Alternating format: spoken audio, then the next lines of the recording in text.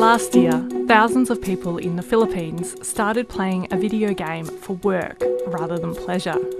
The game, called Axie Infinity, incorporates blockchain technology, meaning tokens players amass in the game can be exchanged for real currency. It's what's known as a play-to-earn game. I decided to play Axie Infinity because, I need money, like extra income as a student. Shatil says learning to play was a challenge, but on a good week she earned around 40 Australian dollars, a decent additional income for a student in the Philippines.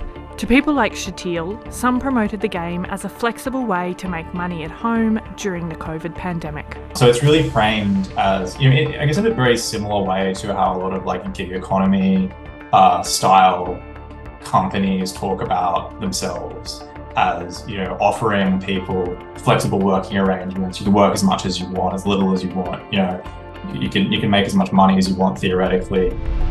But like the gig economy, Ben says play to earn is deeply exploitative in practice, especially when it involves low-income players in the developing world. Investors have kind of said, hey, what if we just start buying these assets and leasing them out to low-income players? You've got these sort of wealthy, whales essentially who own these crypto assets, who are then leasing them out to these other players who are receiving a cut. As well as playing Axie Infinity herself, Shatil investigated the experiences of other players for a university research project. Mostly, our participants answered that they are really blessed. They're really lucky to have this opportunity like Axie Infinity because, when COVID-19 pandemic struck, a lot of people really lost their jobs or they cannot go outside. They're really thankful for the Axie Infinity. They didn't mind the stress as long as they are earning money. Shatil says the players she spoke to became stressed when they couldn't meet the daily minimum quotas set by their managers, who owned the characters they played. And a lack of sleep after long hours spent in front of a screen didn't help either.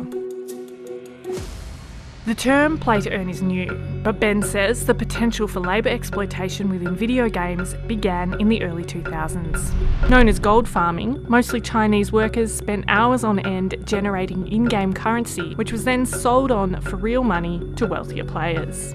It was basically a case of outsourcing labour to poor rural areas in China, as well as incarcerated people in some instances in China, to just sit at their computers and generate these kinds of in-game assets to sell them on exchanges that were owned largely by American companies. Axie Infinity developers Sky Mavis told ABC that the game was not a play-to-earn game, but by earning tokenised resources which could be sold on an open market, some players were able to earn a living from the game. However, the Axie Infinity website states, "Join the blockchain gaming play-to-earn revolution with Axie Infinity." A Sky Mavis spokesperson said Axie Infinity allowed players who were renting characters off investors to generate resources without taking on any risk. The usual split between manager and scholar was 70-30, the spokesperson said. Without any risk to the scholar, where is the exploitation?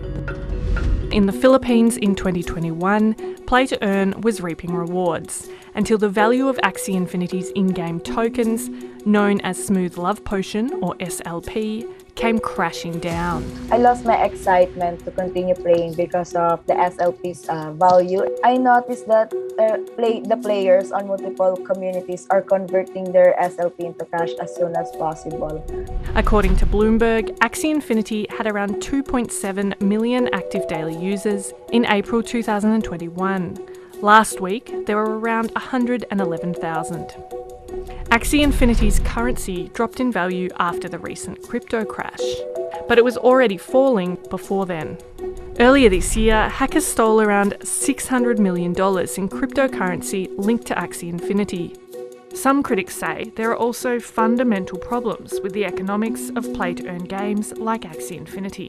The model doesn't stack up because the only way income is generated is by more people buying into the game. If a game is such that it can only succeed with more players coming into the game, then by definition, it's like a Ponzi scheme in the sense that the game is not sustainable. Paul says playing the game generates more in-game tokens. It's an inflationary act, where the more tokens generated causes their value to decrease.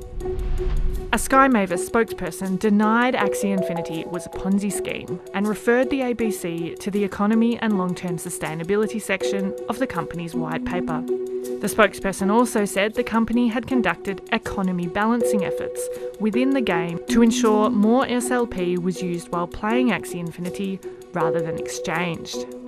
Video game developers are now setting out to design other sustainable play-to-earn models, with Axie Infinity developer Sky Mavis set to launch a new version of the game soon.